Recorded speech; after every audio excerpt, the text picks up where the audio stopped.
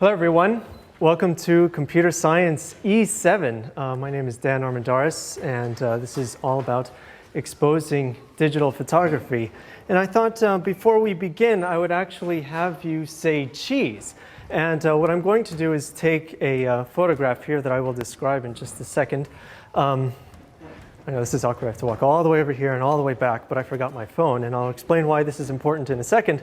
But don't worry if you think that you will be in the photo. You don't have to correct your hair. Oh, except all the people on that side of the room. Oops. All right, hold on. And okay. And you should have been here last semester when I put up this big block of cheese on the first day and I just choked. I said, why on earth did I put a big block of cheese up there? I couldn't figure it out for the life of me, but thank goodness you now have a much more refined version of the lecture available to you today. Okay, so what is going on here with the camera over there that you can see has something oddly reflective taped on top of it, and I put a big block of cheese up there. I am basically taking what's called a pinhole photo, and this is still a digital camera, but because it is digital, we will be able to see the results much more easily than if it was just film and I had to go home, do 1 hour rush processing, and then come back, and all of a sudden it would be all set. But basically, what this is meant to show is that this is a very basic lens on the front of the camera. Even though it's somewhat hard for you to see from here, there's a photo here of what was originally the part that is on top of, or rather in front of the camera at this point right now. And all this is called a body cap. And so you're probably familiar with lens caps, which are the plastic pieces that go on the front of lenses to protect them. But SLRs, or single lens reflex cameras, also have body caps which can protect the body from any damage as well. And that is what this is. And basically took the body cap, drilled a hole in the middle, and taped a piece of aluminum foil on it. And after much trial and error and after a lot of toil, used a very fine needle to poke a hole in as straight and as middle of this aluminum foil as was possible. And the reason that I did this rather than just using a drilled hole is that this way I can get a much finer hole in the middle of this body cap. And the idea here is that not a lot of light is being let through, as you can imagine. There's a very tiny pinhole, but still what you will be able to see is that we're still able to capture an image. And basically what this implies is that we can really use a lot of things to try to take an image or to try to take a photograph. Luckily, it's not that easy these days to try to make a digital camera from scratch, but you can make fairly easily a pinhole camera. All you really need is a box of some kind that lets in no light, a very small hole at one end, and some film or some way of recording the light on the other end. And in fact, people have used something like Legos even to try to create a pinhole camera. And this is a pretty fun thing to do, especially if you want to teach, well, this is separate from what I'm doing now, but if you want to just teach the more basic concepts of photography, this is a very fun thing to do and just try it out. And you can see that there's a whole variety of steps here. And the reason that I'm showing you this is that partially digital cameras today are very, very expensive. And I know with the economy being what it is, we want to make things as cheap as possible. So here's your version 1 of the camera that you can use for this class. But really all this is meant to show is that there's a variety of cameras available. You can make your own even if you want to. And what we are teaching throughout this course applies to just about every type of camera that there is. They're all bound by the same laws of physics. A lot of the photography terms have converged such that even if you are familiar with film photography terms, they're still applicable to the digital photography terms of today. So I mentioned that behind this pinhole lens that I'm using is an SLR. And so here's a representative photo of an SLR, albeit a much fancier one than the one that's hanging on the tripod over there. But all an SLR really means is that you can take off the lenses. You can change lenses. So you can have really small lenses like this, which I actually will highly recommend this particular lens if you're new to digital photography. And you can get much more expensive and much larger lenses like this and swap them out easily so that you will be able to get a variety of different effects, different focal lengths out of one body or one camera. And this is actually a really nice thing, because now you can have an investment in a camera and some lenses, and you can add on to that investment. Rather than having to purchase an entirely new camera, an entirely new system, you can just purchase a lens. Though usually when you get to this sort of grade of stuff, where you're getting lenses that are this big and camera bodies that look like this, then you're talking about plunking down quite a bit of money into each of these things. So usually when we see a camera like this, an SLR more generally, we consider it to be a professional camera. And this is typically, if you see someone walking around with this, you might say, oh wow, this is, that person knows what he's doing. He has a really nice camera. They're generally bigger, faster, more expensive. They have much more battery life. They're much heavier. They're usually water resistant, considerably stronger, a variety of these things. But also the big cons that I listed, of course, are the weight and the price. And so those are the downsides to these that their little cousins don't actually have to deal with so much. So compact cameras, and for this course, we're going to very generally classify cameras into two types: SLRs, like the one I just showed you, and compact cameras, which can include pretty much everything else besides maybe camera phones, which could arguably be in a class of their own.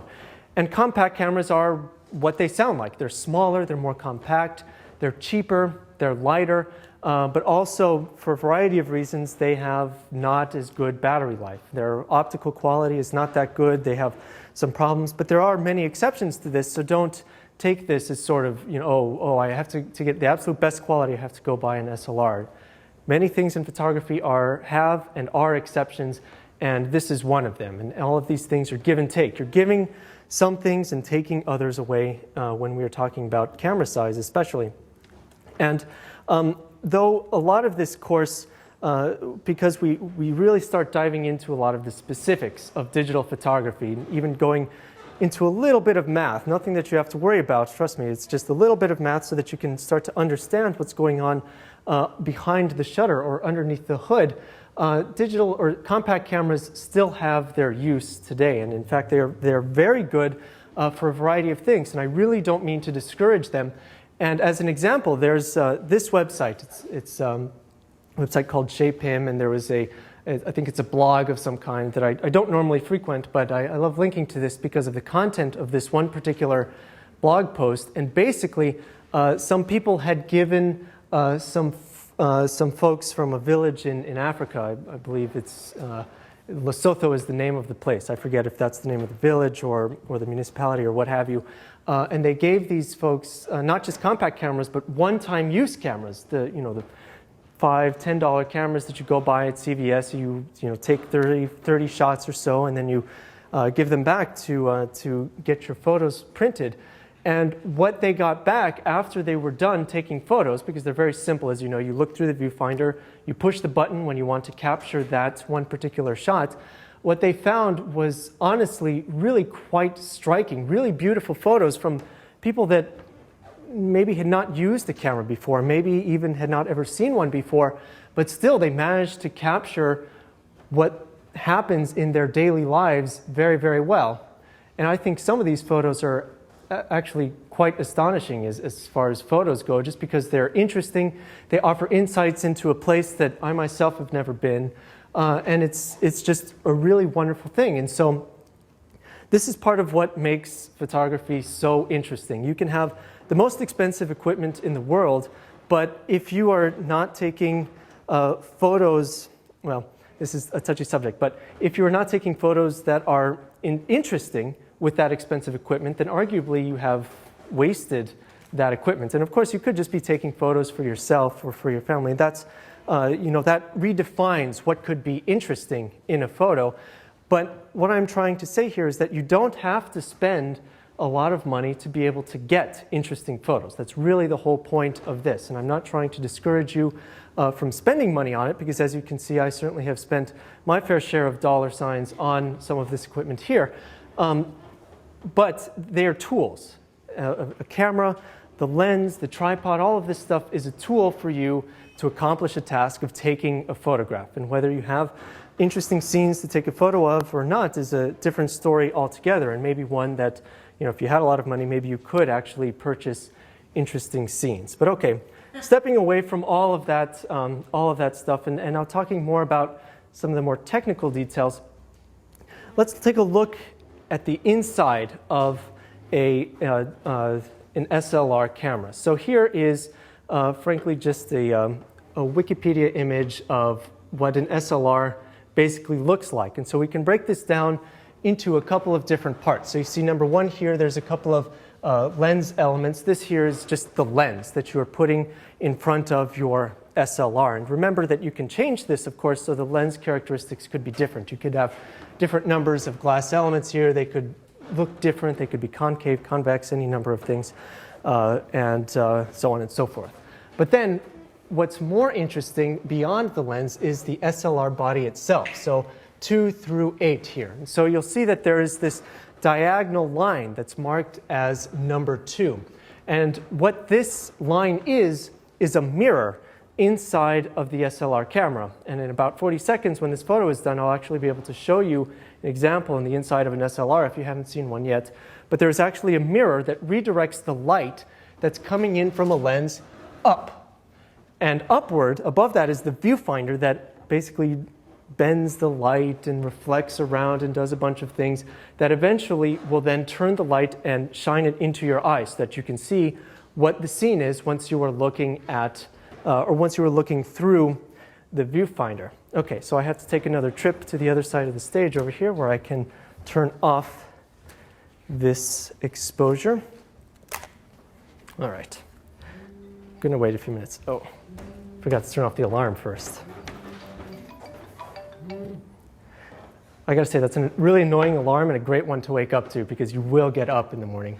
Anyways, okay, so the light is reflected by 2 up into these other parts, 5, 6, 7, and 8. And so 5 isn't really important to us now, but it's what's called a focusing screen. And in many SLR cameras, you can change this focusing screen. This was more important back in the film days before the advent of autofocus cameras, where you could put focusing screens that were maybe a little bit crisper or a little bit duller, or any variety of characteristics, so it would make it easier to focus on something within the screen. And so usually we don't worry too much about 5.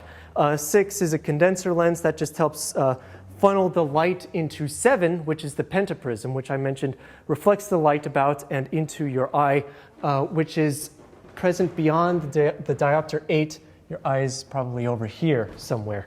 And a number of cameras feature an adjustable eyepiece, an adjustable diopter, number 8 there, which if you wear glasses like me, then you can actually adjust it so that it can be slightly, the image can be adjusted to be slightly closer or slightly farther away so that you can try to compensate for whichever direction your eye happens to be in. Unless you are actually like me and your eyes are so bad that it doesn't really matter whichever way you go, it's not going to make any difference at all, then you have to wear contacts regardless. Okay, so back to some of the more interesting bits. Number 3 and number 4.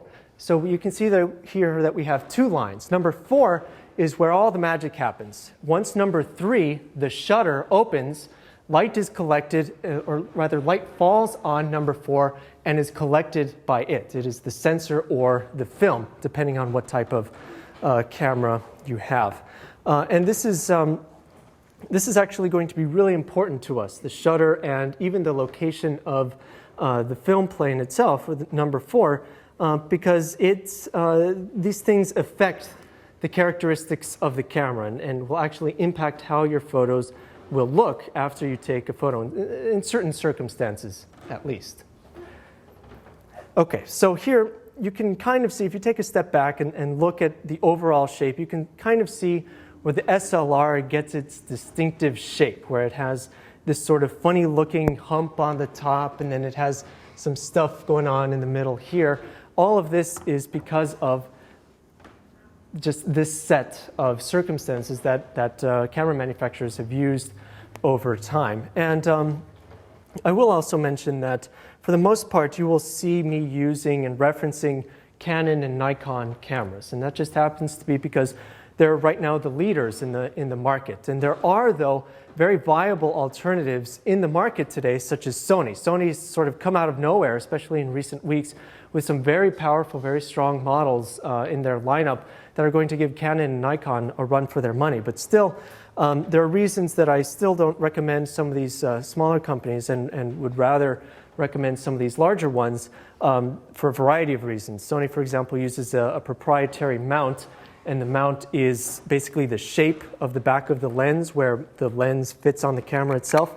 And so you, and I mean, that is true with Canon and Nikon as well, but Canon and Nikon have a very wide selection of lenses, whereas Sony doesn't yet have that wide selection of lenses. So their lenses are more expensive and also fewer to choose from, which is bad for you. So you could buy a very cheap camera from Sony, but not necessarily yet have the lens choice that is available to you from Canon and Nikon. That's just one example. Okay, moving on. There's a special little icon on just about every SLR that you see, and this exists not only on digital cameras, but also on film cameras. And you'll notice that it is this circle with a line through it, and this indicates the location of the film plane. And what this means is, if you imagine that you have a plane, you just go right through where that line is, that is exactly where the sensor is inside of the body of the SLR. So to remind you, number 4 here, the sensor, where the light falls eventually and where it is captured by the camera, is indicated by this focal plane icon on the camera. And most cameras, if not all, will have this. And this can actually be very, very useful to you, especially if you are making a pinhole camera or if you are modifying in some way the length of the lens on the camera body itself. So typically you won't need to know it when you're just putting any random lens that fits on it onto the camera body, but it is useful, especially later when we start talking about some focal length calculations and some of these other things. It is useful to know where this is. Okay, I'm just sort of blowing through all of this stuff, but does anyone have any questions before I move on? Oh, good. Perfect. All right. All right, so one of the problems with an SLR that doesn't really happen with a compact camera is that it's not a closed system. If you remember, there's a variety of things that are moving around over here. So if you remember, this is that mirror that folds up. Well, I didn't mention this, but it has to fold up and out of the way for the light to be able to pass through it and then eventually onto the sensor. But because these mirrors can actually move up and out of the way and the shutter opens, there is actually a way that you can see the sensor itself on a digital SLR. And so this means that it is essentially exposed to the outside world. Even if you never actually see it, if you change lenses and are taking photos, it is still being indirectly exposed to the outside world. And so for a variety of reasons, whether it be some extra stuff that accumulated because of assembly or because of sloppy lens changing on your part, dust can get on the sensor itself. And this can be a really huge problem and really, really annoying. And you'll notice that although it doesn't necessarily ruin a good image, it can really annoy you to no end when you notice it. So here, this is an image, it's all right, I guess. But one of the things that you'll notice is that there are a couple of pretty bad dust spots on it. Let's see. Oh no, I used to have circles around it that would show you where it is, but no longer. Let's see. Let me go. Okay, I'll just do this. Can you see, if I go back and forth, can you see where some of the dust spots are?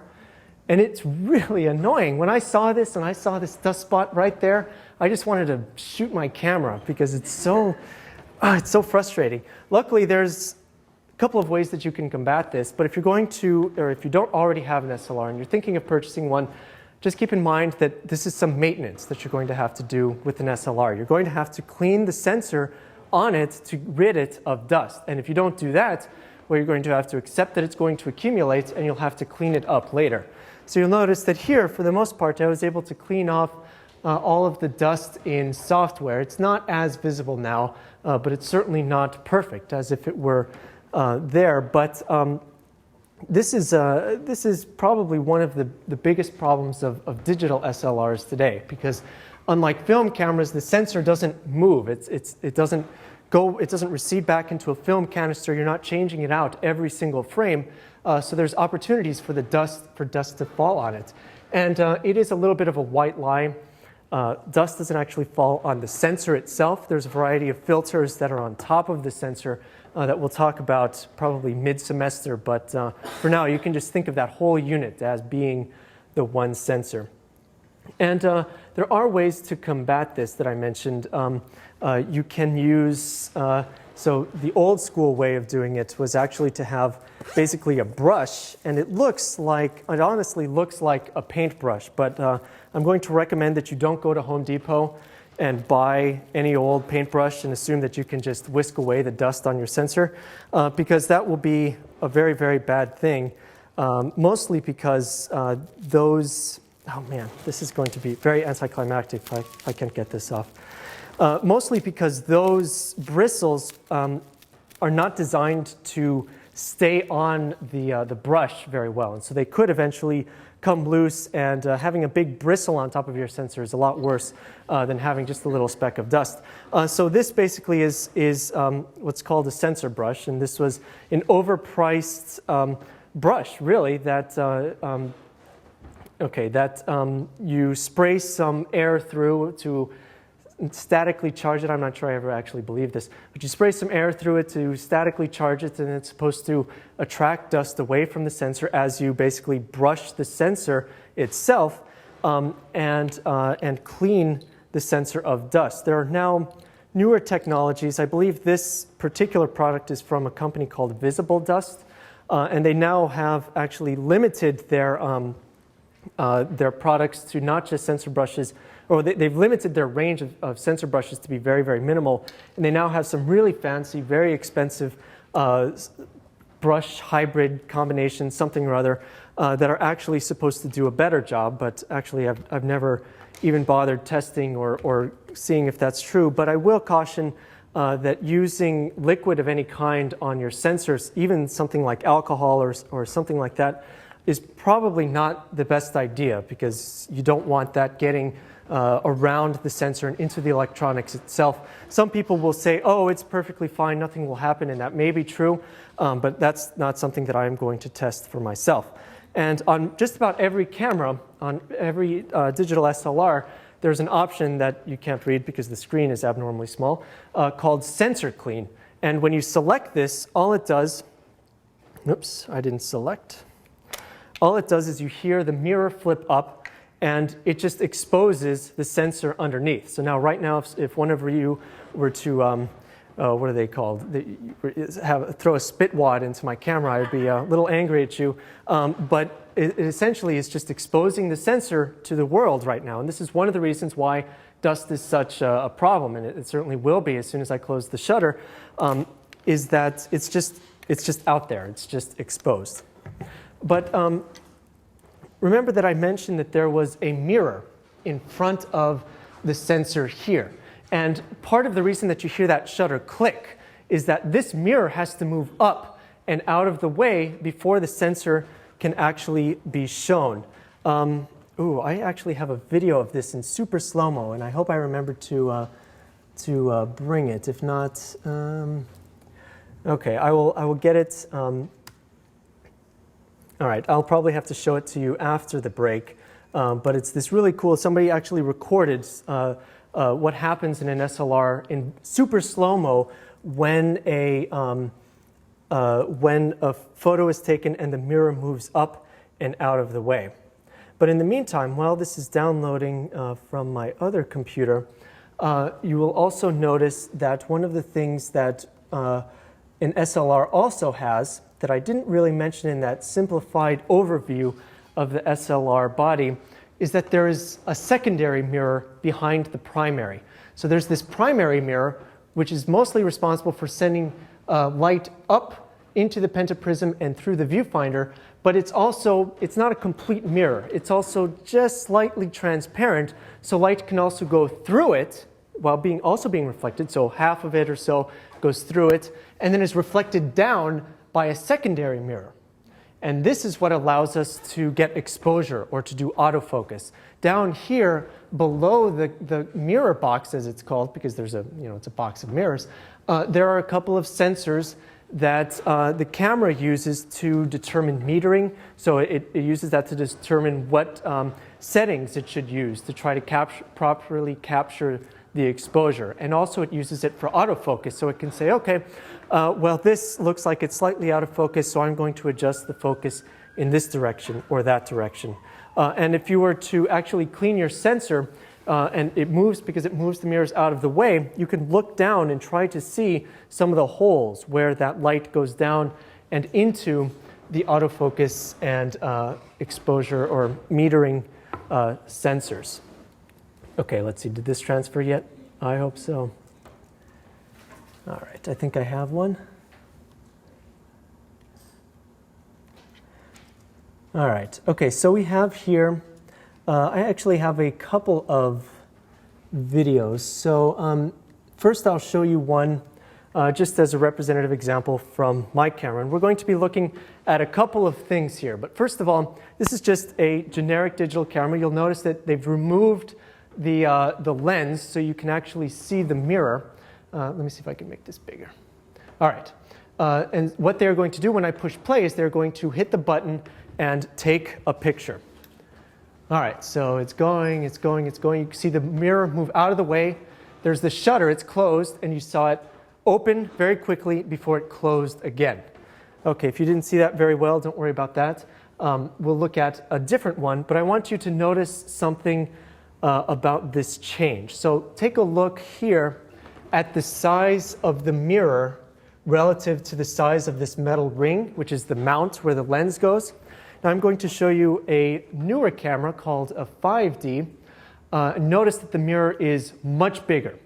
And if you've ever heard, if you're interested in photography and you've heard of some of these arguments between full frame and cropped sensors, this is one of the primary differences between the two, is the size of the sensor and therefore the size of the mirror box and of the pentaprism as well. So because the sensor is actually larger, in this case the 5D and the 5D Mark II are full frame sensors, so they're actually the size of a full 35 millimeter film frame. Their mirror box and sensor are also much larger. Okay, so hopefully now we should be able to see that same action in a 5D. This is the original 5D, not the Mark II, much better way. And in fact, this one has been slowed down enough that you could actually see the secondary mirror. I don't know if all of you caught that, so be sure that you watch right behind the first mirror. As this one goes up, the secondary smaller mirror also flips up with it.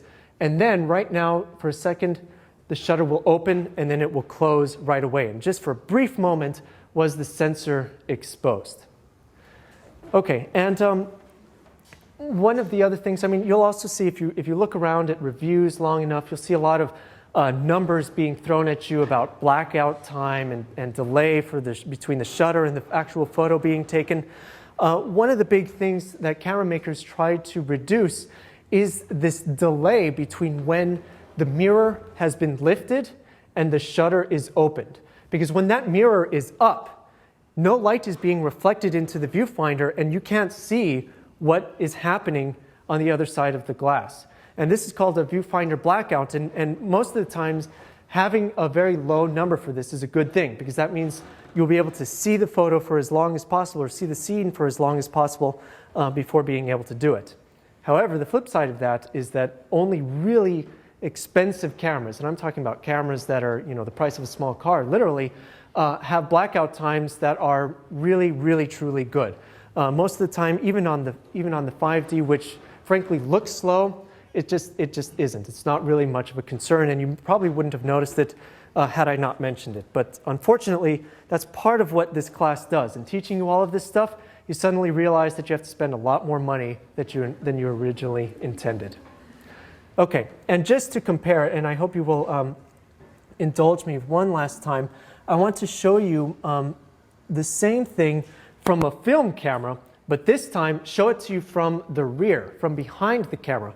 And the reason that we can't do this with digital cameras, obviously, is that it's a solid back on a digital camera, but in film cameras, we actually had to remove the back in order to place the film canister so we could actually see now. We won't actually see what happens to the mirror box, but we can see the shutter move instead as it exposes the sensor behind it. So very briefly, could you see this sort of circle of light? And now you can actually see it's automatically winding to the next film frame. If you're familiar with film cameras, you can actually see for a very brief second, if you just watch it, you'll notice a circle where the lens was passing the light through. And this is actually very important to us, especially later on.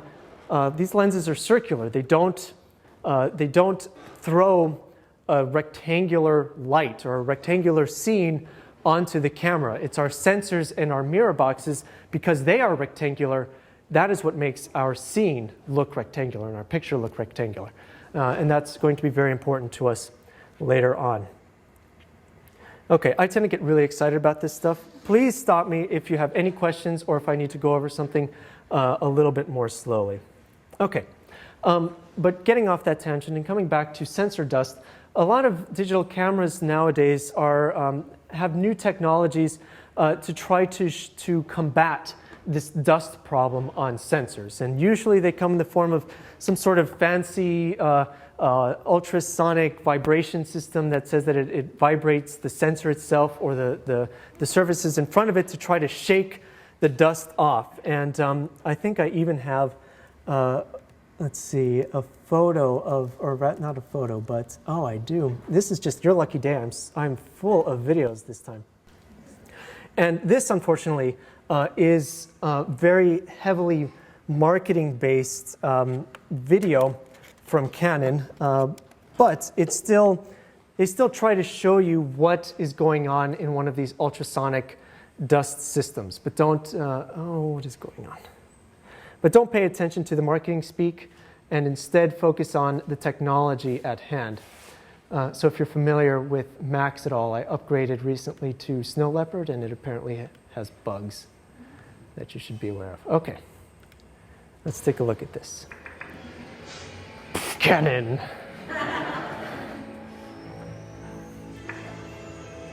Dust adhering to the sensor of a digital SLR camera may have entered the camera from outside during lens replacement, or it may have been generated inside the camera.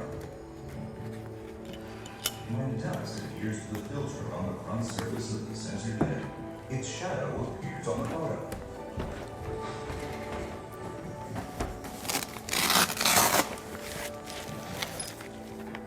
An EOS digital SLR camera is equipped with one of 3 types of imaging sensor: APS-C, APS-H, or 35mm full frame size.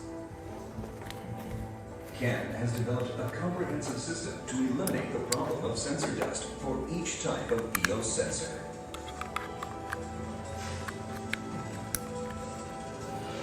The solution is the innovative EOS integrated cleaning system.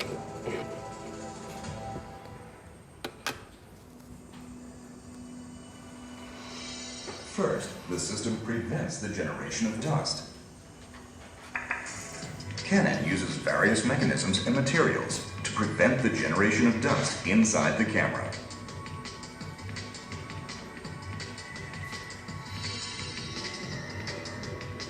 Second, the system prevents the adhesion of dust. The filter incorporates anti-static properties, preventing dust from adhering to the sensor unit due to static electricity. And third, the system removes dust that still adheres.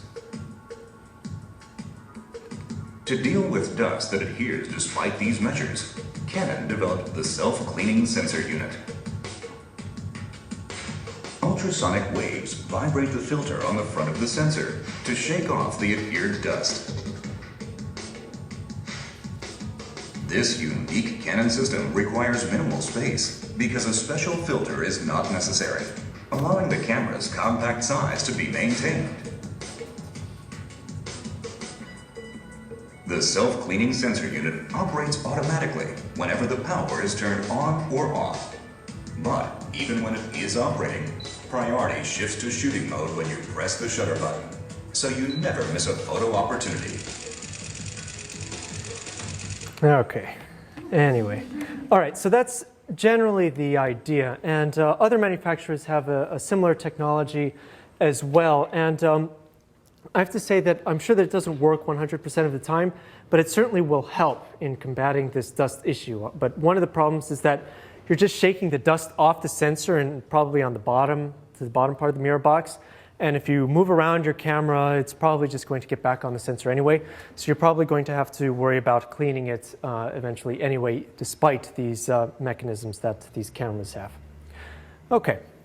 Moving on now to take a look at the rear of a camera. You'll notice that here there's not a lot of optical stuff that's going on that's interesting, but instead you can see that there's a lot of circuit boards and a lot of computer-looking type devices that are inside of a digital camera that help us produce the image that we can. And every manufacturer has their own set of chips, basically, and algorithms that they use within it.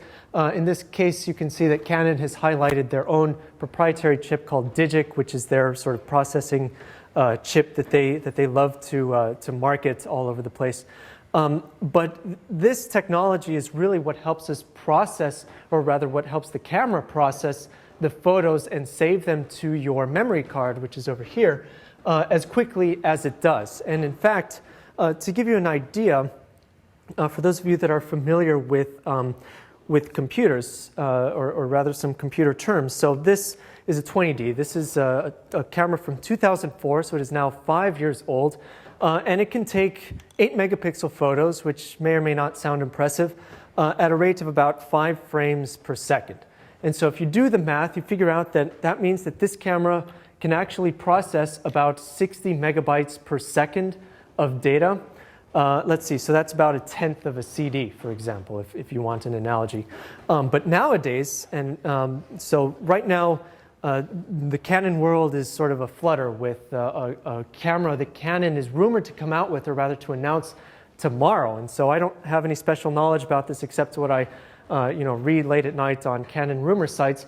But it's supposed to be this super big, super fancy camera that is going to be very, very fast. And if we are to believe the rumored specs, it is going to be 18 megapixels at 8 frames a second, which is a significant upgrade. And in fact, that, rather than being about 60 megabytes per second in this 5-year-old camera, that is now 240 megabytes per second in 2009 form. So this tells us a couple of things. So unlike film cameras, digital cameras are now advancing at a rate that is similar to computers. So if you've ever bought a computer, go back to Best Buy or the Apple Store the next day and find out that it's been upgraded or made cheaper or something like that. The same thing is happening now with camera bodies. So if you're going to buy a digital camera, I'm going to say this several times today, really to hammer the point home, don't waste all your money on the camera itself. Instead, focus your money on lenses, because lenses do not depreciate in value. They do not change as frequently as the bodies do these days. So buying lenses is more of an investment than buying camera bodies. And in fact, for the most part, I recommend buying used cameras, because this is a 5-year-old camera, but it has better quality than a lot of the compact digital cameras out there today. And it's still very useful. It's still quick. 5 frames per second is not slow by any measure. And you can still get high quality used cameras at a reduced price. So don't waste your money buying new cameras unless you know you love digital photography and you have budgeted a certain amount of money, and I mean significant amounts of money, to purchase new camera bodies as soon as they are released. I've been waiting 5 years for a replacement for this camera, and if this rumored one comes true, it will be interesting. But I know that I love this stuff and that I've saved money, squirreled money away elsewhere to buy a new camera body, but otherwise using a used camera body is more than enough. Okay, so that's 2009. That's supposed to be a pretty good camera, and I'll certainly tell you in a couple of weeks if that has come true or not. But we should take a look back at where digital cameras actually came from. So 5 years ago, it sounds not as impressive as some of the stuff that's coming out today in 2009. But what about back, how about almost 35 years ago, in 1975, when the first digital camera was born by Eastman Kodak engineer Steven Sasson. So again, this was back in 1975. And it looks like this, which is a little bit bigger than what we are used to today, even by SLR standards. It weighed 9 pounds. It was black and white, and it was 0.01 megapixels. So it took an image that was 100 pixels wide by 100 pixels tall.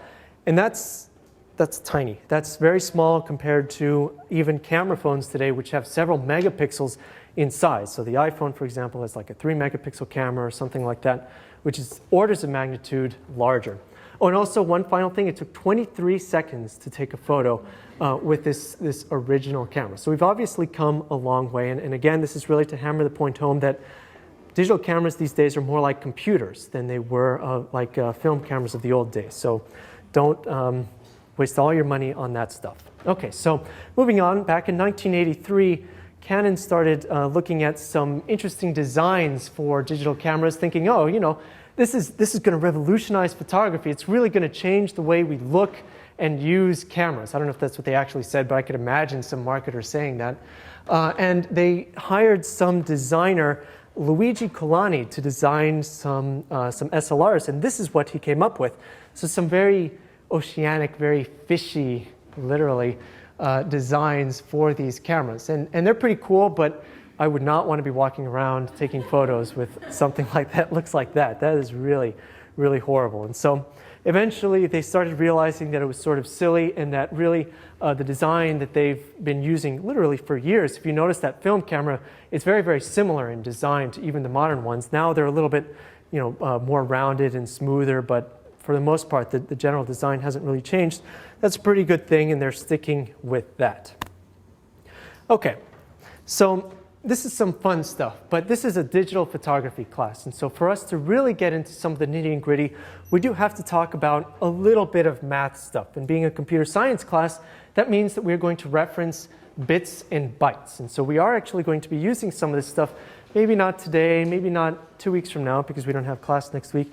But in a few weeks, we are really going to be talking about bits, bytes, a lot of these other things. So if you've taken some other computer science classes, hopefully this stuff looks familiar to you.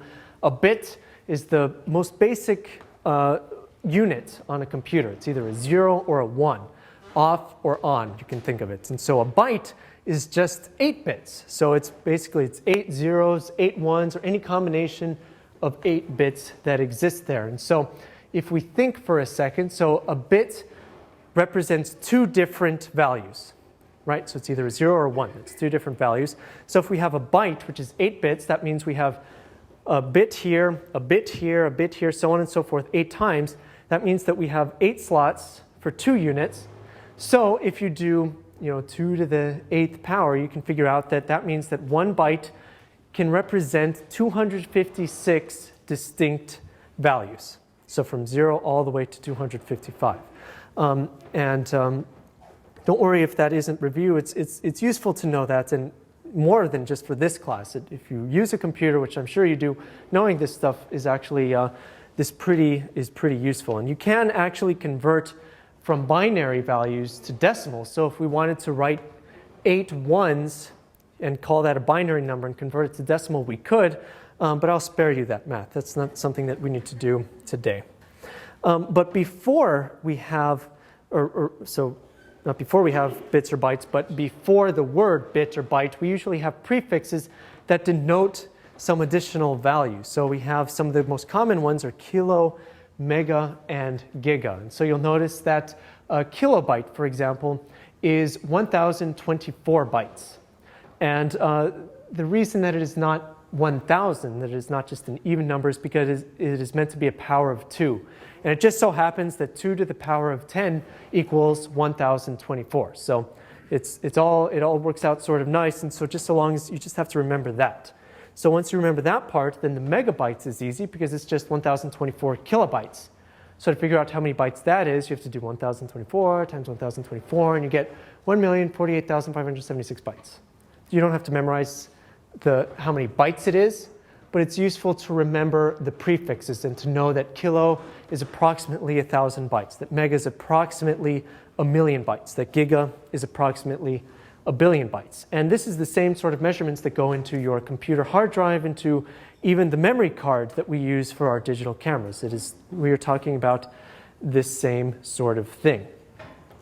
And so we actually use these fundamental values to represent digital photos. So this digital photo from earlier is made up of millions of little tiny pixels.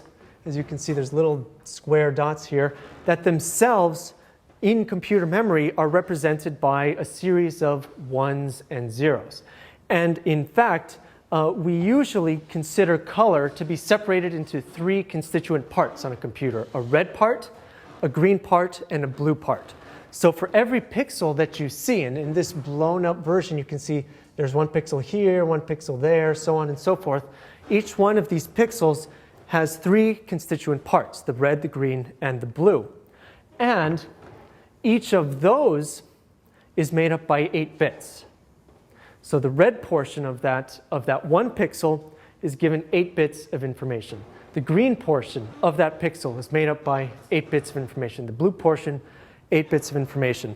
And so you may say, well, I don't really see any green in any of these pixels here. That's just because that part is given a value of 0, for example, if there's actually no green in there. So we can think of each of these, and we'll talk in more detail about this, especially in the color lecture. But we can think of these as having values from 0, where there's the complete absence of that color, all the way to 255, where that is the complete presence of this color. So you can imagine that various combinations of these actually give us the colors that we see on the computer. And this makes up a very popular format that you'll probably recognize called the JPEG format.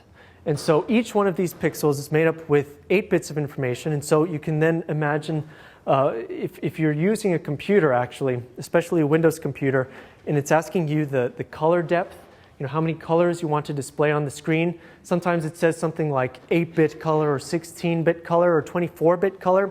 When they say 24-bit color, they mean this. They're adding 8-bit plus 8 plus 8-bit plus 8-bit. So every pixel has 24 bits of color information, basically, if that makes sense. But it's not really important to us as digital photographers.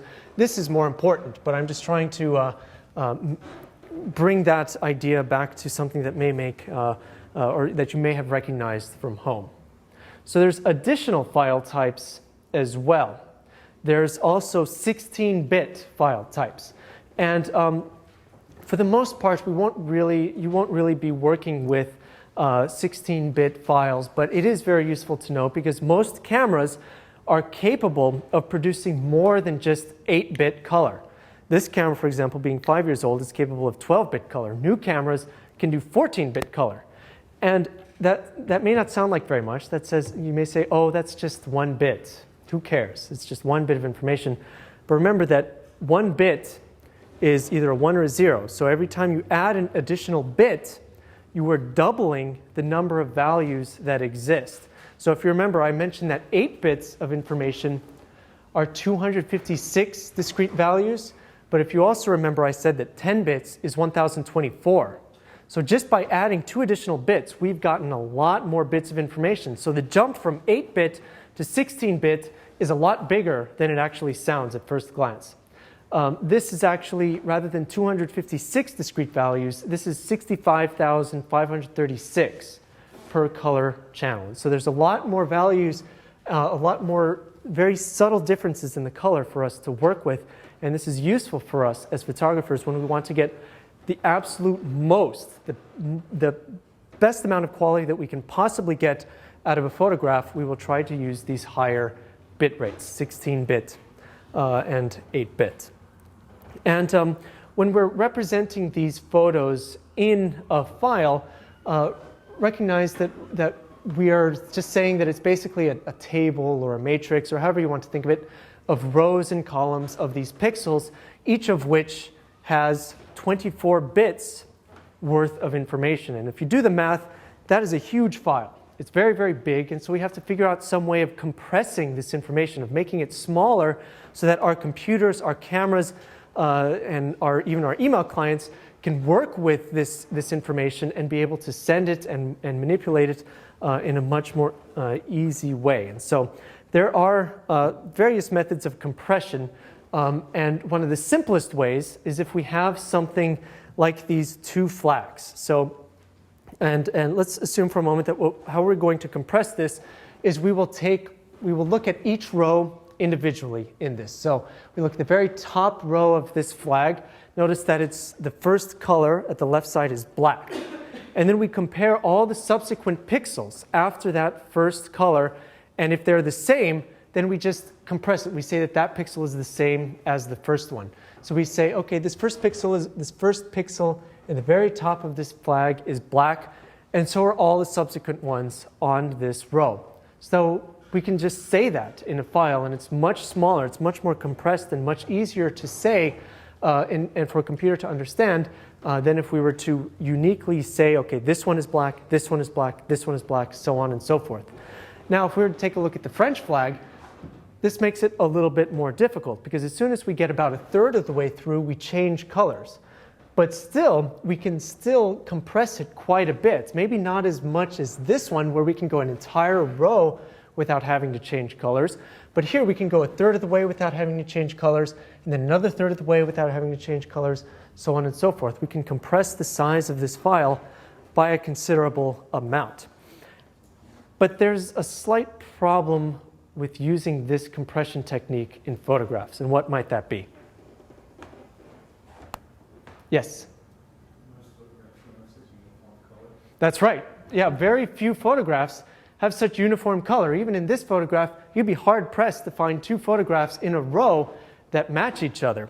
So it's not going to work so well unless you have sections of color that are very, very uniform. So in this case, there's a photo of an apple. The background is perfectly blue, and we're able to compress that out. But the apple itself, because there's small changes in the gradient from black to red and to orange and so on and so forth, we can't actually compress this very well. And so if you're familiar with the GIF format, which you probably are if you remember Dancing Hamsters from back in the day, those were all animated GIFs. This is what the GIF format uses. And this is just one reason why the GIF format is not very well suited to us as photographers. And so instead, what we usually see are JPEGs, which compress things slightly differently. And so without getting into a lot of the technical details, it basically breaks apart the photo into a lot of different blocks. And then it looks at each block and it tries to figure out how it can simplify that mathematically. And so you'll notice that here on the left side, it's both of these are extreme zoom-ins from the face of this guy up here.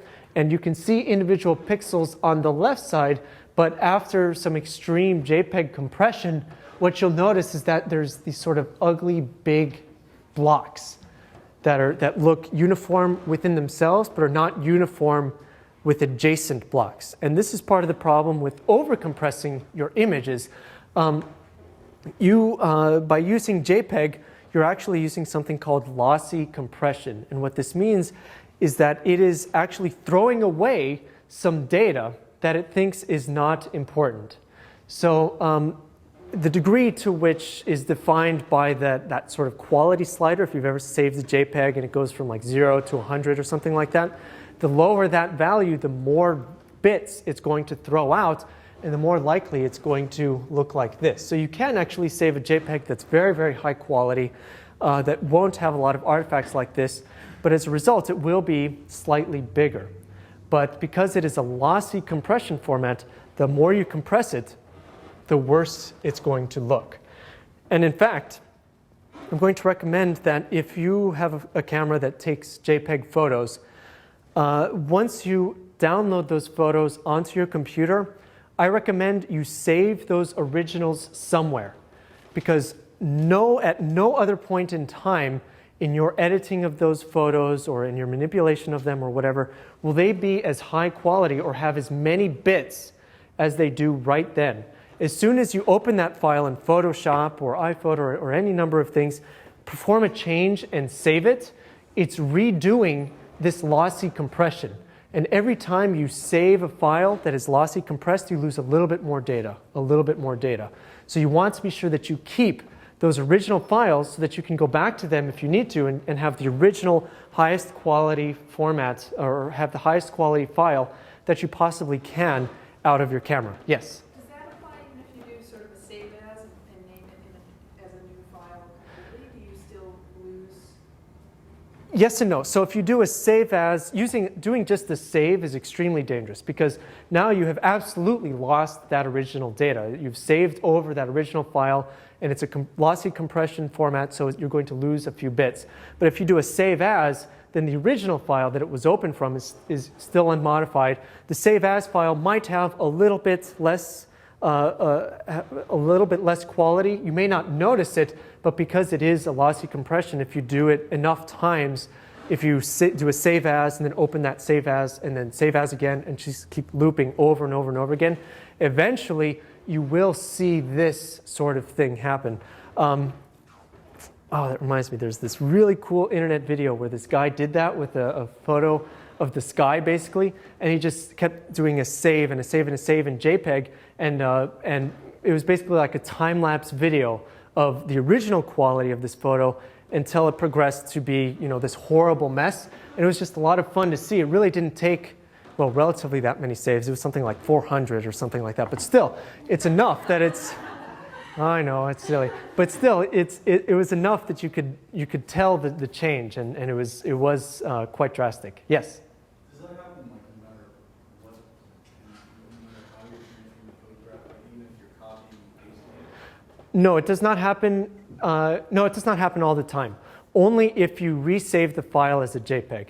If you copy the file straight, so like right now I have some photos on this memory card, for example. Let's say I download them onto my computer. It's not resaving the file, so no compression is taking place. It's just copying the bits exactly as they were on this memory card onto my computer. So in that case, you can just copy the files without really worrying about it at all. It's really only when you resave the file that you have to worry about it, if that makes sense. So when you say resave, means when you change the format, save it as a different format. Yeah, even if you don't change the formats, if you have a JPEG file and you go to File, Save As, or File, Save, for example, then it's going to resave those bits. It's going to recompress. So when it opens this photo, it has to decompress it to show it to you on your screen. But when you save it again and then it recompresses the file and saves it on your computer, that's when you get into trouble. I think I saw a question over here. So is that an argument then for shooting everything in RAW and just Yes. using that as your starting? That is an argument for shooting everything in RAW because RAW file formats are losslessly compressed. They do not deteriorate. You have the original file. But there's a variety of problems with that as well that we will, of course, touch upon in the class. Yes? Oh, okay. Any other questions? Okay, great. Let us take a quick 5-minute break before we keep talking more file formats. Okay, welcome back, everybody. So before we were talking about compression artifacts, and I just want to quickly go over some of the popular image file types that you might come across as a digital photographer and demystify them a little bit so that you will know what to use. Now, JPEG, that's the one that we are most familiar with. It has a lossy compression. It's 24-bit color, which remember means every pixel has 3 colors, and each color has 8 bits worth of information. Generally, for photographs, this is the one that you are going to almost always use. Alpha just means that it has the ability to do transparency, which you'll notice we can't have in JPEG, which is okay, but most of these other formats we can. So GIF, I talked about before with that run length encoding, where we saw the flags and we were able to compress those flags down to a very small size. That is a lossless compression, but the problem with that is that the color is only 8-bit. So though, and there's a little bit of a trick here, though the color you can actually choose from 24 bits worth of color, it's actually, you can imagine like a painter's palette. You can only pick 8 bits or 256 different colors from those and be able to represent a photograph with it. So if you remember before, using that lossless compression technique with the run length encoding, if that wasn't bad enough for photographs, that's really a nail in the coffin. That produces some pretty bad images for us. So avoid GIF. Ping is also losslessly compressed. It's also 24-bit, just like JPEG. It does support alpha, so this sounds really great, but it's just not as widely supported as JPEG. So, and also because it is lossless, the files aren't as small as the lossy compressed JPEG. So everything is give and take here. So PSD, that's a Photoshop type file. I don't actually know what type of compression they use. If any of you happen to be on the Photoshop team, please tell me.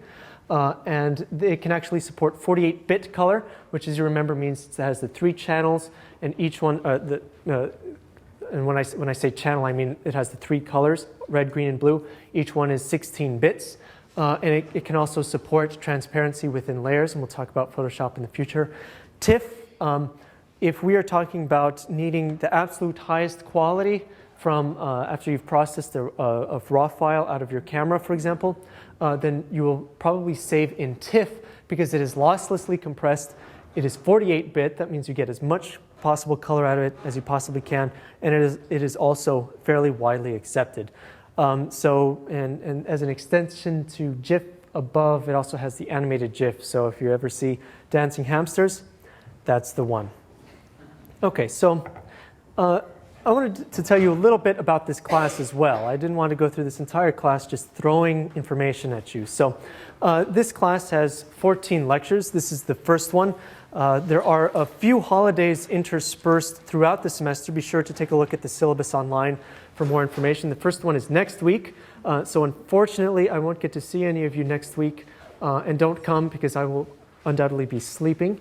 And so then after today, we start Software Tools and Light 2 weeks from now, so on and so forth. And you can see that we have a variety of topics, including exposure. We do a lot of exposure because that's really important.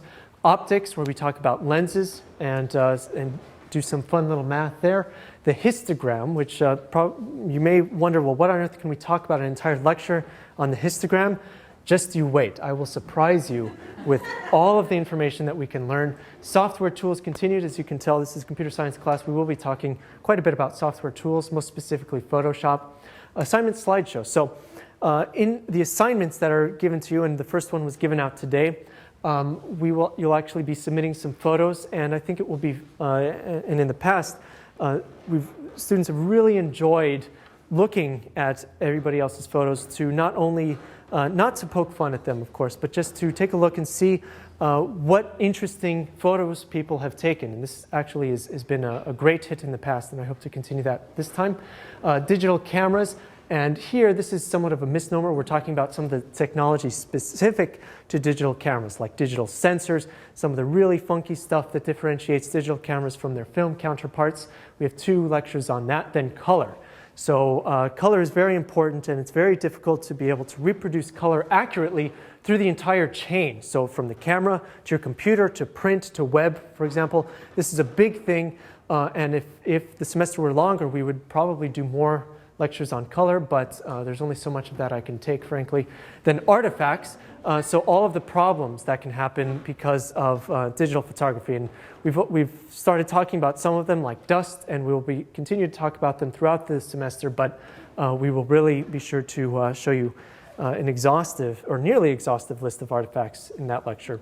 Finally, even more software tools, where we do some final really fun Photoshop stuff, and then the final assignment slideshow the second. So in addition to the lectures, there are 4 assignments. You should consider them to be projects. They are 3 weeks long, except for the first one, which is 4 weeks long, because there's that annoying little Monday that we're missing next week. So be sure that you read them and start them early. Trust me, you'll have your hands tied with these, even though they look somewhat short at only 5 pages. But the class is very doable, so don't worry about that as long as you stay on top of it. There's also one final project where we don't really have anything to talk about that yet, but we will in just probably in a month or 2, and there's 0 exams. So just like I have to say, the first semester I had exams, and then I realized, well, what's the point? You're not going to have pen and paper when you're out taking photographs and have to figure out, do I really need to be doing this and write down something like that? So none of that. This is much more practical than that. And finally, we will conclude the semester with the computer science fair that we share with Computer Science E75 Building Dynamic Web Pages, which unfortunately happens at the same time as us somewhere else in this building. But we will have a sort of a joint fair with them where you can show off your work. And last year, all the E7 stuff was much better than the E75 stuff. So I hope none of you are in E75, but I'm just telling you right now, we have high expectations for you. Okay, the course website, cse7.org. This is where it all happens. You can find all of your resources here.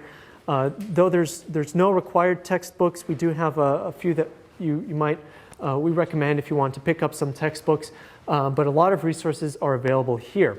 Also, you'll notice that as we are videotaping this lecture, we will try to videotape most lectures, not all of them. For example, the assignment slideshows, I think that's going to be really boring, just picture after picture on video, so we're not going to do that. So be sure that you are present for lecture 14 and lecture 8, but pretty much the rest we're going to try to videotape and put on the course website a few days after the lecture takes place. It's not meant as a replacement for lecture because sometimes it can get a little close to when the assignments are due, and that's not done intentionally. It's just because we have to take the time to do the videos properly. But it is just something, it's an extra tool for you to be able to get used to the material. And I talk fast, so if you need to review something, not only can you ask questions, of course, but you can rewatch a lecture, or if you happen to be out of town, you can watch it there as well. If you have any questions, please feel free to email the staff@cse7.org. So I'm on that list. Chris Thayer is behind the video camera. She's also on that list. She's one of our TFs. And John Seelig, way in the back over there, who likes to stay as far away from me as possible, is also there. And that's us. That is the staff. And there's a lot of you. So please try not to email us individually. We will get to your question. But because there's 3 of us looking at this versus 1 of us looking at our individual email addresses, we will be able to answer your question the quickest this way. Comments, concerns, questions, doesn't matter. You can feel free to email us there.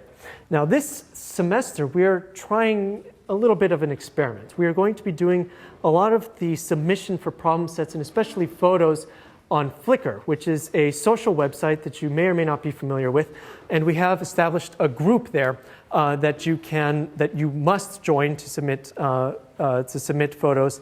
And as part of that group, there is a discussion board. So if you have a question that's perhaps a bit doesn't need the privacy of email, for example, you might want to ask it on that discussion board. We will also be monitoring that discussion board as well, and you will also be able to get input from your peers. And this means that yes, you can post photos that you're proud of, for example, show it off on the discussion board, and I'm sure hopefully everybody will be able to participate and take a look at what's going on there. Yes? Is there a question? No. Yes? Okay. Really stupid, but aren't photos that are posted on Flickr public domain? No, not necessarily. So photos that are posted to Flickr are not necessarily public domain. So they have, when you sign up for Flickr, or more specifically, when you upload photos, you can define the copyright level of them. You can define, full copyright, all rights reserved on the photos there. There are a couple of caveats to that. One being is that it's on the internet, but you can set the photos to be private, which means that they will not show up on your Flickr profile. But when you add them to the Flickr group, when you submit and read through the assignment 1 for more details on this, they will show up to us. So there is a way that if you really don't want them to be visible to the outside world, you can set them private and still add it to the group. And only people that have access to the group will be able to view those photos. But in general, and we will be talking about this sort of copyright stuff much later in the course, in general, I'm an advocate of having slightly more loose copyright terms, especially if you post them on the internet, because someone is going to, if they like your photo, they're going to use it. Nothing is going to stop them on the internet from using it. And so rather than trying to deal with fighting for full copyright, because if you really want that photo to be absolutely yours and not disseminated at all, you wouldn't post it on the internet. We use, for example, even on the website, and for my own photos, we use what's called Creative Commons. And Creative Commons is slightly more lax than full-blown copyright, but you can actually select the terms that you would like. And so in this case, we say that you are free to take some of these photos and here, let me make it a little bit bigger. You can copy and distribute and transmit the work at will. You may even adapt the work so you can take the photo and put a funny face on it or something, as long as it follows these conditions. So you provide attribution. So you say that it is from me or from the course, that you do not use it for commercial purposes, and that you apply these same conditions downstream, so that people that your derivative work or wherever you have posted it, those people that view it there can also perform these same steps. And this seems like more to the spirit, to me at least, of the internet, and also is a little bit more lax. You don't have to spend all of your time dealing with copyright issues. Yes? How would you indicate the Creative Commons versus the So on Flickr, there is a way to, they have built in the option to do Creative Commons. And you notice that here, this is some set of restrictions applied. You can actually, via Creative Commons, change the restrictions that are applied. So you can actually say, you know what, yeah, you can use this photo for commercial purposes. There's actually like a tool on Creative Commons website that you can use to help you pick the right one for you. And you enter in, there's like a code basically that I believe you can enter into Flickr, and they will be able to apply that directly onto your Flickr photos. But on the website, we just use something because frankly, this hasn't yet been tested in court very thoroughly. I'm just using something very simple like my name, some rights reserved, Creative Commons, BYNCSA, which is the sort of code for that. You provide attribution, you share alike, and it's non-commercial. But that's a whole bag of worms that, since I am not a lawyer, I frankly can't really get into. Okay. Moving on. So yes, join Flickr and join the discussion board and participate in all this stuff. This is going to be a fun semester for us, I think. So if you don't have a camera, don't worry too much about it. We do have some cameras available for loan, and these are the Panasonic Lumix cameras, DMC-V's FZ8. It's a handful of letters and numbers, but these are, though they are a couple years old, they are pretty decent cameras. They're pretty good. You'll be able to complete all of the assignments with them, and you can rent them from the Church Street Lab. So 53 Church Street, if you just go out these gates right here and cross the street, it's right there. That's Church Street. Just find the Church Street Lab, and you'll be able to rent them from there.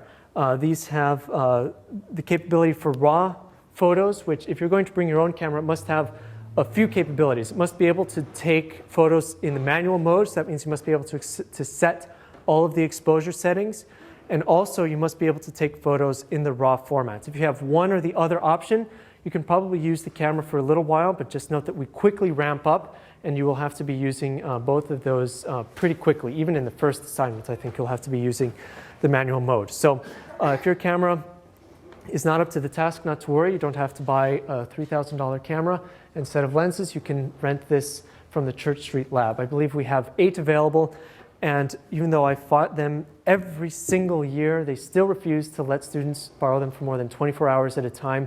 So do note that restriction, that you only have 24 hours with them before they do something bad to you. I'm not quite sure. So if you do have your own, if you have questions about it, you are of course more than welcome and to bring it to class, ask us questions about it. But generally, we're not going to be standing up and taking pictures of each other, just so that you know, so you don't have to bring your own camera from home. So generally, if you're familiar, and I've noticed this is decreasing over a couple of years, but if you're familiar with film cameras and you're new to the world of digital photography, you'll notice that there's a lot of similarity to film, particularly in how, especially a lot of the stuff that we've talked about today, there's a lot of similarity there. A lot of the terms are similar, but there are some differences, particularly when we get to talking about Photoshop, when we talk about some of the specifics of digital cameras and the way that digital cameras respond in certain lighting conditions. It's very different than film cameras. So you will not have a difficult transition, but you should still pay attention if you are familiar with film. So sensor sizes, for example, that's probably going to be, well, it's not too new, but it is somewhat new as far as SLR users go. ISO, all of these sorts of things are all very applicable from film over to digital cameras. Okay, so I want to take this lecture in a slightly different direction because you'll notice from the lecture descriptions a little while back that there's a lot of technical stuff going on. We're talking about digital cameras, exposure, optics, all of this sort of stuff, histograms. And this class though we do reference the artistic side of photography, this is not an artsy class, so to speak. We focus on primarily on the technical details. And the idea is that by understanding these technical details, by understanding what all of this stuff means, you're then more free to express yourself creatively. But this doesn't mean that we ignore the artistic side or that we think that the artistic side is unimportant, because obviously it's extremely important in a photography class. But what we're saying is that we just think that to get the full experience, you might have to go to, in addition to this class, another class as well. But part of this question, or part of the artistic side of photography, I think, is the question of what makes a photo interesting. And there's no right or wrong answer to this, obviously, and it depends on your definition of interesting, what you like to see and what you don't like to see. But generally, I think what can make a photo interesting is something that nobody has seen before, something that is new or exciting, or maybe not totally new to a person, but at least pretty rare to see. You don't see a lot of these types of photos, and that sort of photo is interesting in terms of the wider audience, in terms of the general appeal. And it certainly is easy, once you start getting really good with the technical aspect of photography, to realize that you just have nothing interesting to take photos of and to fall into this sort of rut. And this certainly happened to me just a few years ago, where I just felt like I had nothing that I could take a photo of. I had a camera. I didn't have a lot of the equipment that you see here, but I had a camera and I knew how to use it. But I just feel like I had overdone. I mean, there's only so many photos of Harvard you can take before everybody has seen everything.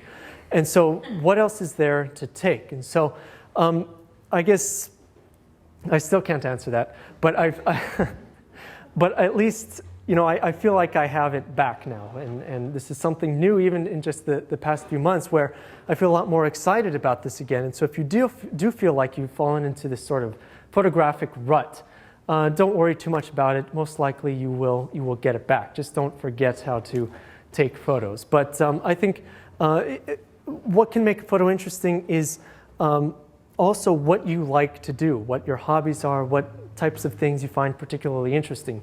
Water sports, in this case whitewater rafting, for example. I really love doing this. I don't do it as much as I would like, but this is one of those things that you can't take a bad photo when you're doing whitewater. Well, unless it's all water, then I guess that's a bad photo. But you know what I mean. It's in general bad. And if you are into water sports, I can talk quite a bit about this. You should probably get a case like this. This is called a Pelican case. It is a pretty hardcore case, and I think it's warranted. They say it's warranted against everything except shark bite, bear attack, and children under 5. You can use it as a soapbox. I stand on it. I sit on it all the time. I use this on this rafting trip, for example. I toss it into the river. It just floats downstream. As long as you can get it again, your camera equipment will be safe, and it's made very, very well. And this was actually my primary case for many, many years. But the problem is that even empty, it's just a little bit heavier than what you would like in a camera case. And also it's rigid, so there's, you are limited by the volume that is inside of here. And so this doesn't look very big. As you can tell, it's not going to fit this lens very well. It's not even going to fit this lens very well. But some basic kits, some basic photographic equipment, you can put into a case like this. And of course, they do have various sizes available to you. Did I mention it was Pelican? I forgot. Okay, that would be important. It's just to show you this blank, generic gray case and say, buy this because this is great. Of course, it's useful if you are going to be going through extreme conditions. So sea kayaking, for example, or whitewater rafting, or pretty much anything where you're going to be abusing your camera. This is going to be a great case for you. And if you are going to be doing water sports, get a few of these NRS webbings. These are, you can get them, I don't know, just look, I think it's National River Supply or something like that. But this in combination with these cases, you can attach your camera, or rather you can attach the case to pretty much anything and not worry about it. I strapped this camera to the rafts just exposed to the water, and yes, we did flip, and everything was perfectly fine. Nothing got wet, everything was perfectly dry. And I really don't care because these are really strong grips. They're not going to let go. And so that's just, it's not necessarily an endorsement for this stuff, but just what I've found has worked very well in this sort of thing. And another thing is that if you buy a decent quality digital camera, they're generally going to be made pretty well. They're going to be made out of plastic, and I hit the door, so it sounds flimsy, but they're generally going to be made of plastic on the outside, but have some sort of metal or magnesium frame on the inside. So they're going to be rigid, and they're going to be built well. I've dropped this thing in negative 10-degree weather onto some rocks, and there's a little chip somewhere, right here, but it still works absolutely fine. And so most of this stuff, I mean, you shouldn't abuse it. Don't throw it into the river, of course. But you don't have to really worry about some of this better stuff getting a little bit wet. You really don't have to worry about dropping it accidentally. A lot of this stuff, well, you should worry about dropping it accidentally if you go from up here. But it will probably outlast your interest in the camera itself. These are very well made cameras. Especially the mid-range ones, which I will talk about in just a little bit. So don't overbaby your camera unless it's super compact, something like that. With decent equipment, you don't have to overbaby it. It is meant as a tool. It is meant to take a good photograph. But of course, take what I am saying within reason, and don't do anything silly or stupid with your equipment. Okay, going back to what makes a photo interesting. If you take tons and tons of photos, and I recommend that when you find something interesting, you take as many photos of it as you possibly can. Part of what can make an interesting photo is that you either have really impeccable timing or you get lucky, or both. And so the more photos you take, the higher chance you have of getting a good one. So take lots and lots and lots. And for these assignments, I'm serious when I say that you should probably take hundreds, if not thousands of photos for these assignments and handpick the ones that are the best.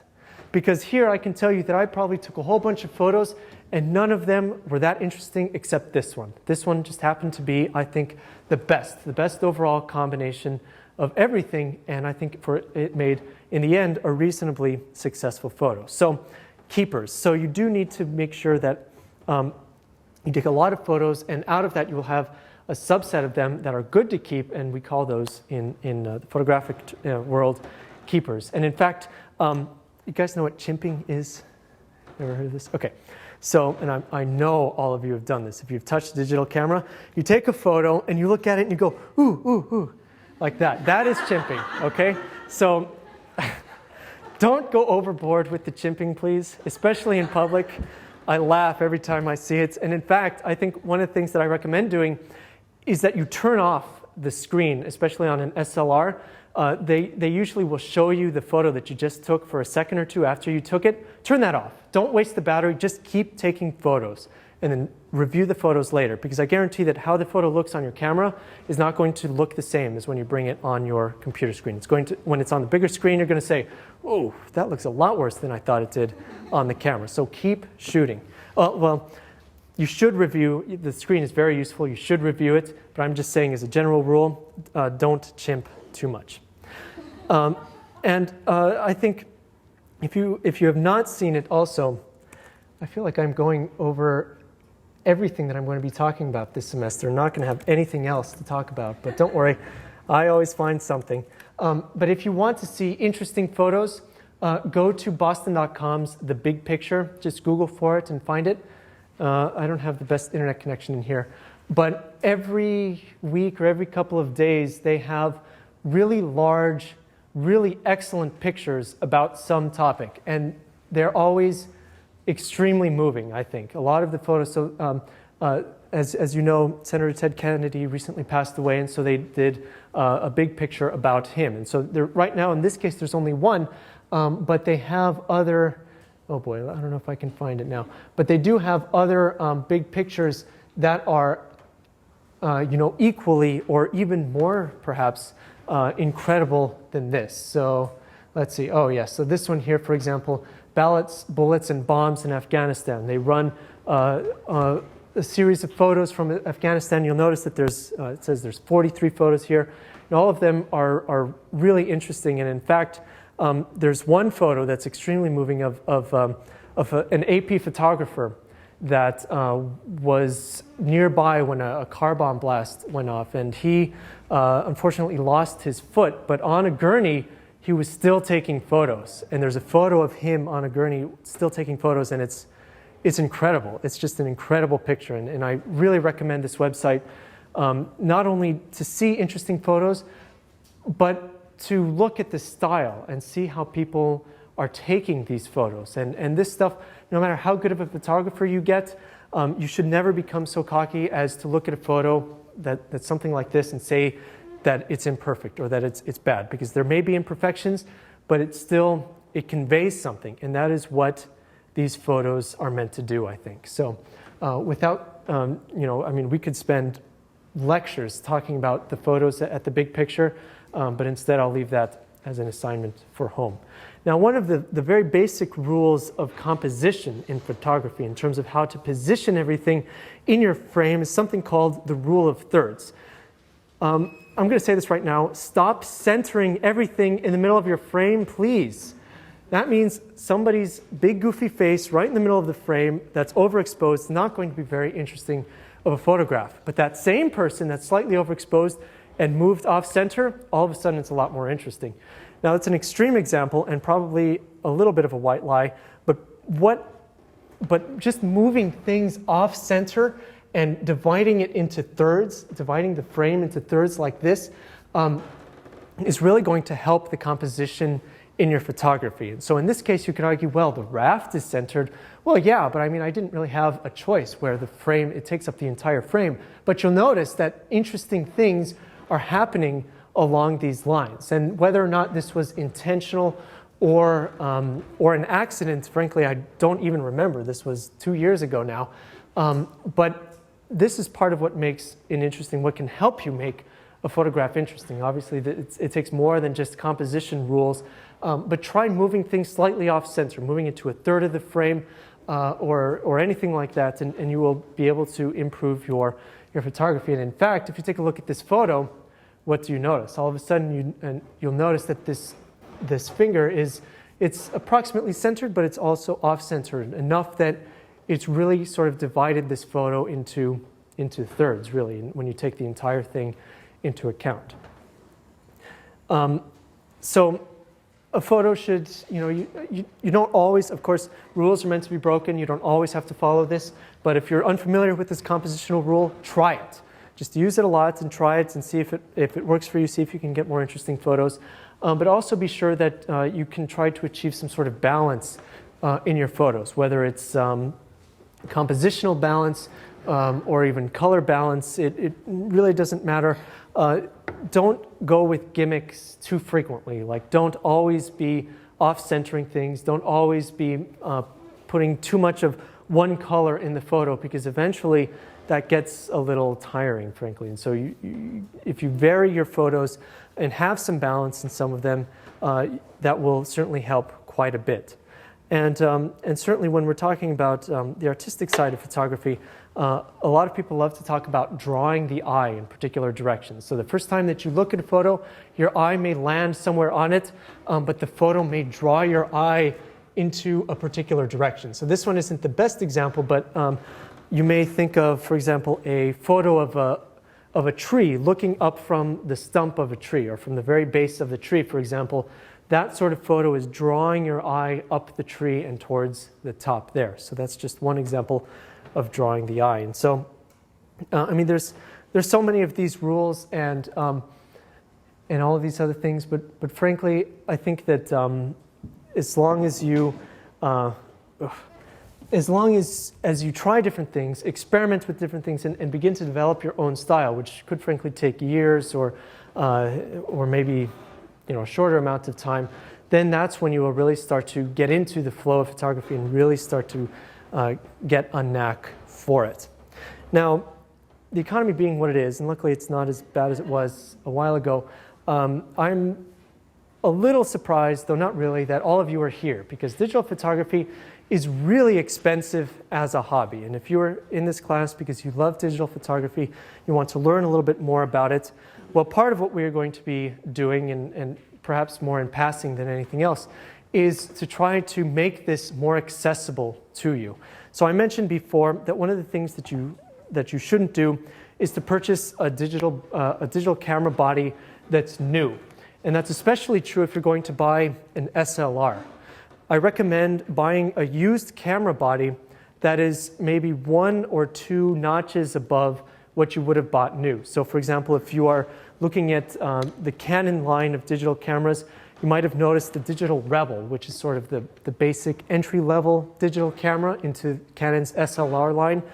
Those are great cameras. They're very good. But I recommend going a few years back, looking on Craigslist or eBay. Of course, be careful whenever you perform transactions on any of these places, or even, I don't know, classified as, wherever you can find this stuff, and look for a few years old cameras. So on the Canon side, because I know the Canon side best, I would recommend the 20D, the 30D, or the 40D. The 50D is too new. You're not going to find a good deal on that, but pretty much any one of those is probably a really good camera to start out with when you're talking about digital photography. And on the Nikon side, the equivalent of those. So those are the 20D through 40D are sort of the mid-range, mid to low range now. Canon is sort of positioning them at the lower range of their line. But still, they have the best bang for your buck in terms of the image quality, the features, and it's basically enough camera for you to grow into. Whereas the Rebel line is definitely a lot more basic. And it's not, of course, to say that the Rebel is inferior of a camera, but it has several features that you may, throughout the semester, find are limiting you in some way, and so that you may grow out of it more quickly than you would one of these mid-range cameras. So my advice is to spend most of your money on lenses, because these lenses are pricey, let me tell you. They are very expensive, and you will want to you don't want to buy a super nice camera and put a really crappy lens on front of it. You're going to be doing yourself and your camera a disservice. But in terms of lenses, what did I do with that one? I think pretty much required, not for this class, but just in a photographer's toolkit, is this lens here. Both Nikon and Canon have versions of it. It's called a 50mm f1.8. And people love to call it the Nifty 50 because it's one of the cheapest lenses, if not the cheapest. It's fast, which means that it works well in low light. It's very light. It's not heavy at all. It works well when you walk around with it. It's just overall a very solid performing lens on both the Canon and the Nikon side. I will recommend that you get the latest version. The latest version is not that new. It's still several years old. In the Canon side, it's marked with a 2. They love to denote their new versions with Roman numerals. In this case, the modern version is the 2. And that version is updated. It has, I don't know, better optics or something silly like that. But it's worth the $80 to buy that lens and start out with that lens. And generally, lenses that you get with the cameras. So generally, you get, along with a camera body, you get what's called a kit lens, which is just a lens that the manufacturer has deemed worthy or whatever of being associated with this camera. Most of the time, I'm going to let you in on a little secret, they're junk. Now, that's especially true on the Canon side. When I bought the 20D, it came with a kit lens, and I tried it, and it was probably the worst lens I'd ever seen. It was really bad. So I sold it right away to some sucker on eBay who bought it, I don't know, $60 or something. It was great. I'm like, yes, pocket some money. But the point is that the difference, it may sound crazy that why would they package that? And the reason is that it's cheap. And people love to look at the specifications of the camera and say, oh, look at how many megapixels it has, or oh, look how fast this is. They don't necessarily look at the specs of the lens.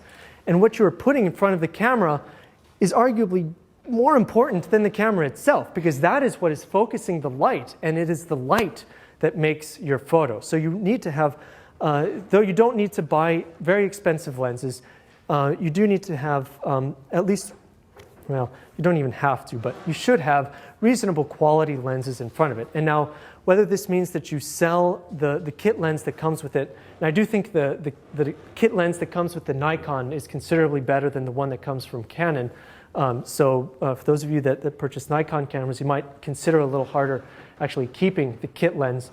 I mean, there's a variety of factors that are involved. So this 50 millimeter lens, this is what's called a prime lens. It doesn't zoom.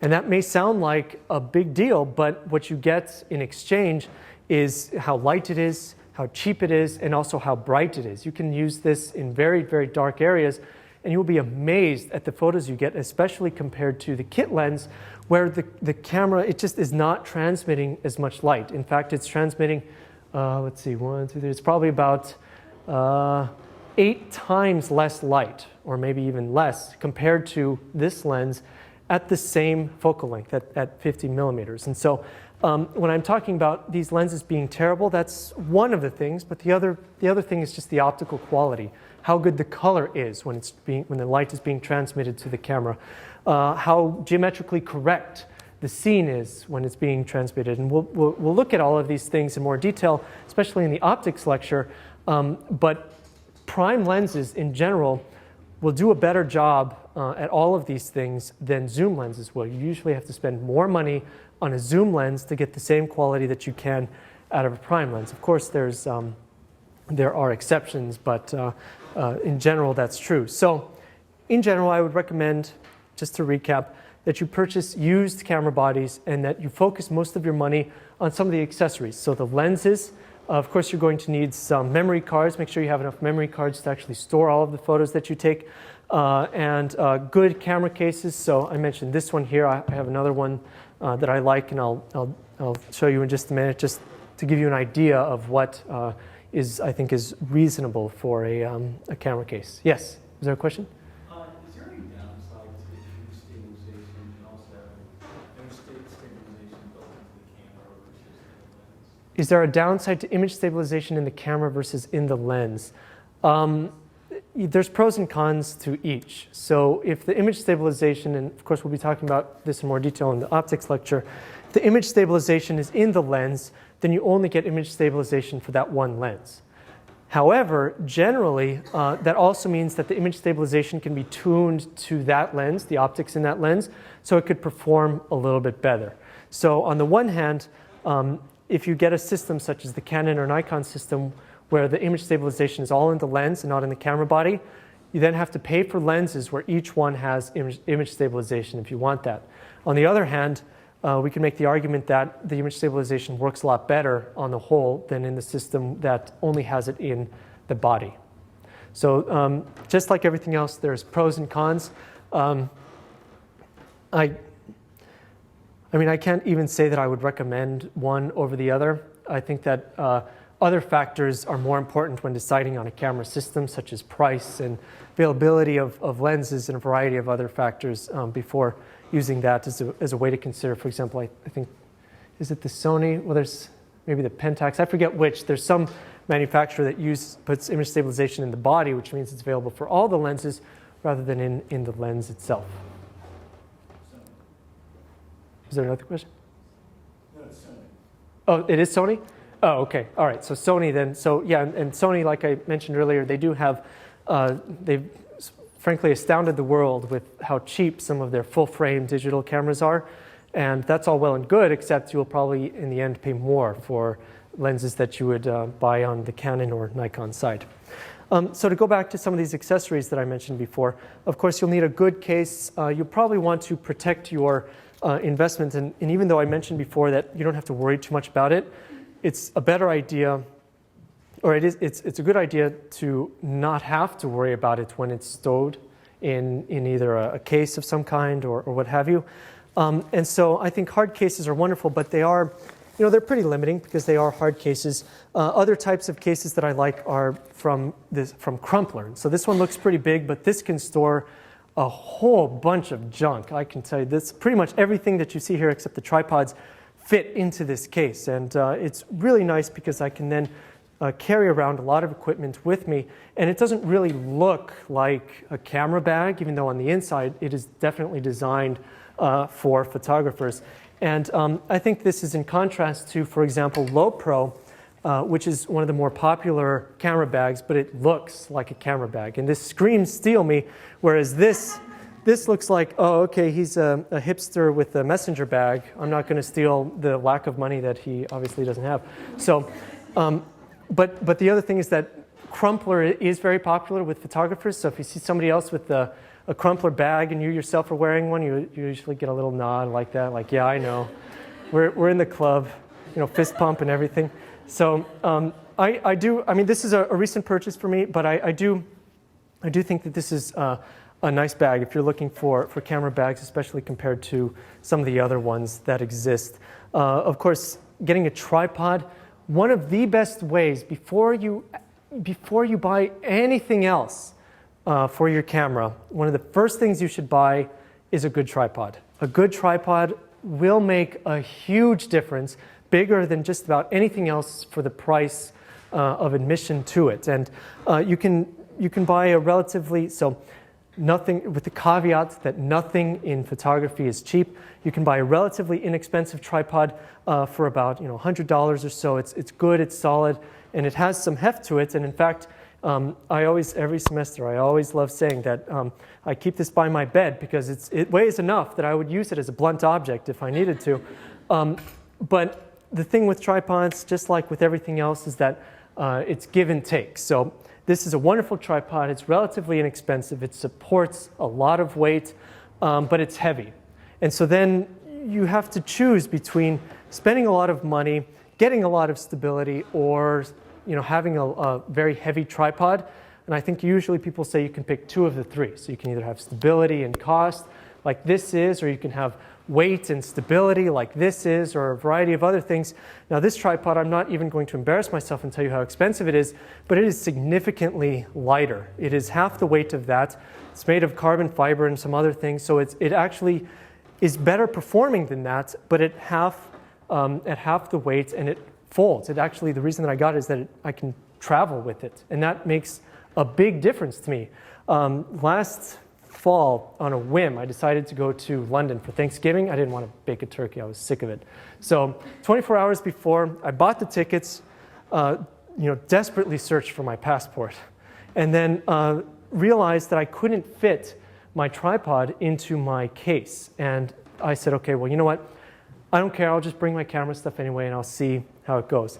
And if any of you have been to England at the end of November, you probably know what I'm going to say next, and that it was miserable. It was rainy, it was cloudy, no sunny days, and not one photo that I took did I like. And I was so upset with myself that I got this great deal over there, but I just couldn't take any photos that I wanted to. And so that starts the seed of this is how it always works. When you get into photography, you're like, oh, if I had that one thing, I could have taken all these photos.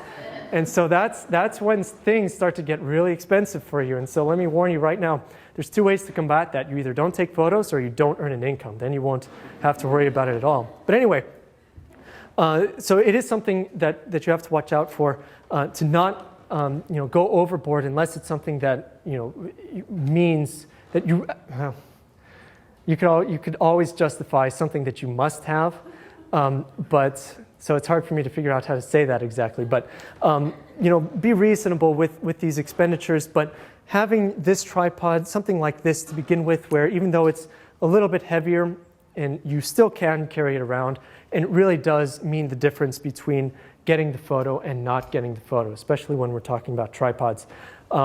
In general, I would recommend to stay away from the types of tripods you would find in like Best Buy or something like that. Go to a more reputable camera shop like Calumet, for example, which is near the Cambridge Side Galleria on Bent Street and 1st or 2nd, something around that.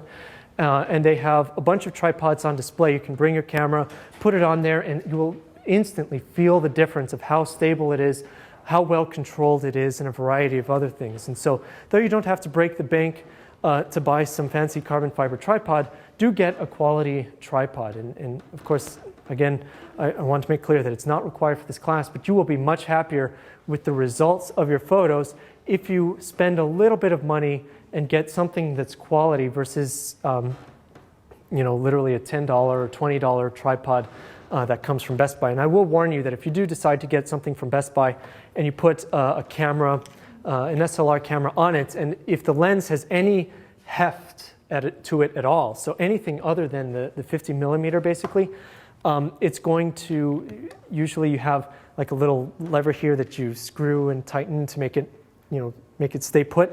Eventually that's going to strip and it won't support the photo at all, and it will be as if you don't even have a tripod. So usually, as with most things, you pay what you get for, but in the photographic world you can easily overpay and pay for something that you don't really need.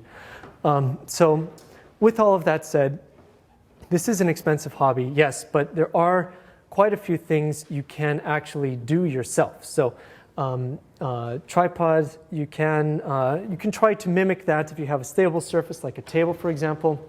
Not that sturdy, but you can still put a camera on there and use the timer function or something like that to try to get a more stabilized image. If you have a railing available to you or a concrete wall you can lean on, just anything that's available to you, try to use it as a source for stability. But even, let's see, do I happen to have this page up? Even other things you can do yourself as well. I have this link and I don't remember what it is, so let's see what shows up. One thing that I hope this link is, because then it'll make me look like I have a really good memory, is that eventually if you do some macro photography, for example, you'll notice that one of the difficulties of it, no, all right, that's not what I was looking for. One of the difficulties of macro photography is getting enough light to the subject. When you get really close to it, it becomes too dark. It becomes very hard to get a good photo. And so usually you need a good flash. But you can't just use the flash that's on the camera body, because when you're so close to a subject, your lens is going to sort of block the light that's emitted from your flash. And so they have this really fancy flash technology called a flash ring. And it's basically a ring that hangs around the front of your lens. And it just emits light just right around your lens. And it's great. It's perfect for macro photography. But camera manufacturers, knowing that they can overcharge for this stuff, they do, when you really could make that yourself. And there's a variety of online tutorials that help you make one of these things yourself. And some of these things, whenever we run across something that you can do it yourself that we think is useful, we will in fact put it on the course website under resources. And in fact, in general, I would recommend taking a look at the resources to not only get an idea of some of the resources that are available to you, but also so you can start reading up on specific things that interest you, or I don't know, just to continue your exploration of digital photography. And so with that said, I think I have exhausted myself with all of this excitement. I thank you all for coming. I hope to see you again in 2 weeks. Don't forget, next week is a holiday. And and don't forget, please, to finish these and pass them to the side. Give them to us, please, please, please, before you leave, so we know what sections we can make, and we will announce those at the next lecture. Thank you again for coming. We will see you in 2 weeks.